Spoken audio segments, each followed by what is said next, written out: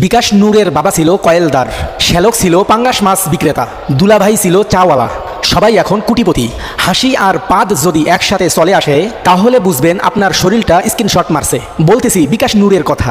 সাংবাদিক ইলিয়াসের ভিডিও দেখে বিকাশ নূরের মাথা খারাপ হয়ে গেছে। তার জন্য সে সকাল বিকাল জামাতকে নিষিদ্ধ করতে চাচ্ছে, জেগে জেগে স্বপ্ন দেখার মতো আর কি। হাসিনার আমলে এত মাইর খাওয়ার পরও বিকাশ নূর কেন মরে নাই এবার বুঝতে পারছেন তো? আমরা বলতাম সে হয়তো বিড়ালের গোস্ত খাইছে, কিন্তু না, আল্লাহ বাস্তব উদাহরণ দেখানোর জন্য তাকে জীবিত রাখছে। যে বিপদ কেটে গেলে মানুষ বিকাশ নূরের মতো হয়ে যায়, এটাই বাস্তব। বিকাশ নূরকে আমরা আগে অনেক ভালো মনে করতাম, কিন্তু তার বর্তমান কর্মকাণ্ড দেখে মানুষের মনে তার জন্য ঘৃণা তৈরি হচ্ছে। বড় মাছ জালে ধরা পড়লে যেমন ছটপট করে, ঠিক তেমনিভাবে মন্ত্রী হওয়ার পর বিকাশ নূরও ছটপট করতেছে।